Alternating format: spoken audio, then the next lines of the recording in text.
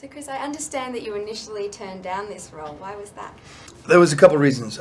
First off, it was a big commitment. It's a 6-picture deal, and 6 movies. They can spread that out over a long period of time, and that's a big decision to make for that big of a chunk of time. And the worry was that if one of the films comes out, and if the first film does well, and if there's a big shift in lifestyle, I've made movies for a while, but I've never really had to change too much about how I live. And if this movie affected that, I didn't know how I would respond. And the problem is, if I didn't respond well, there's no opportunity to retreat. There's no chance to say, you know what, I got to take a break. I'd like to go back to Boston, maybe reassess, get my head back on straight.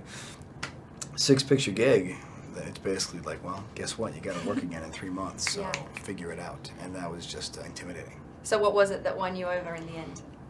It was that it was so scary. The fact that I was so scared of it, it just kind of felt like that's exactly what you should be doing. Anything you're scared of, you should push yourself to do it. Yeah, that's a good way to look at it. Were you a fan of Captain America or comic books in general? No, not at all. I didn't grow up reading comic books. I knew of Captain America, but I didn't really grow up doing the comic book thing. What kind of training did you have to go into for this? Because I understand everyone went through some military training.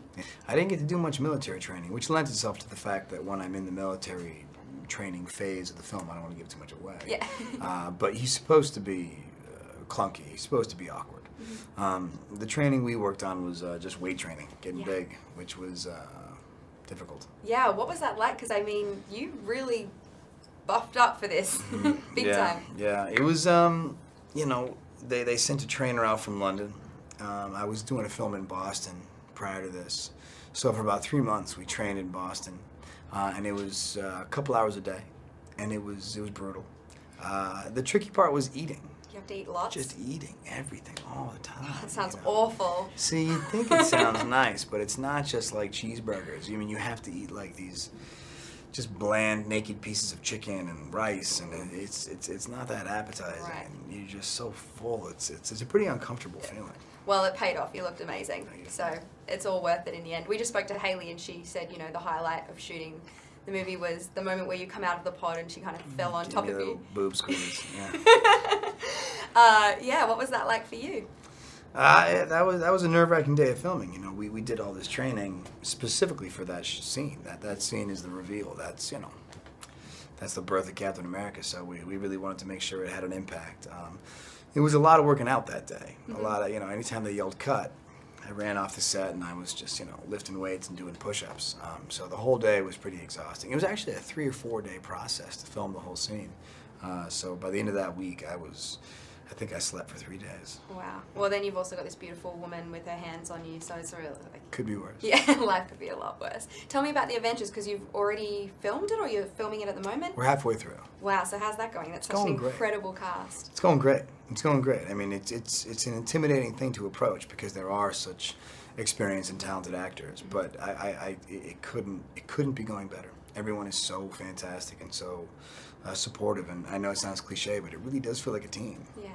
What was it like for you the first time you put on the red, blue, and white Captain America suit? It was terrifying. I was terrified just because the first time I put the suit on, I was still a little apprehensive about the job. So the first time I put it on, it was kind of like, oh man, what have I got myself into?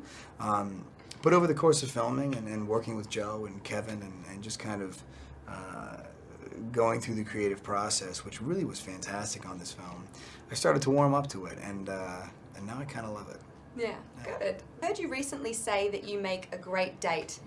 Can you please elaborate for all the fans out there? I heard that too. So funny, you reporters. You pick one sentence and it's like, Chris Evans says he makes a great date. What a dick. No, it's not a bad thing. It was in the context of somebody asking me, am I still chivalrous? Does chivalry live on in your lifestyle? And I said, absolutely, absolutely. My mother made a point of, you hold the door for women, you pull the chair out, you pay for the meal. That's important. And as a result, someone said, so you're a great date? And I said, yeah, I think I'm a great date. And they said, Chris Evans thinks he's a great date. And there's the article. There you go. Awesome. Well, I also heard you say that you'd like to be Tom Cruise. Yeah, you want to hear that one too? Yeah. I was doing a press junket, and the director down the hall said he's like a young Tom Cruise. And someone came in and said, so the director said you're like a young Tom Cruise. And I said, oh, that's What an honor. I mean, I'd love to be Tom Cruise. Chris Evans would love to be Tom Cruise. A bunch of vultures. But you would like to be Tom Cruise, right? Come on. Well, you might like to be Tom Cruise, too. Who wouldn't? Yeah. But now, here we go. Here we go. We're going to do this all over again. I mean, who wouldn't love to be Tom Cruise?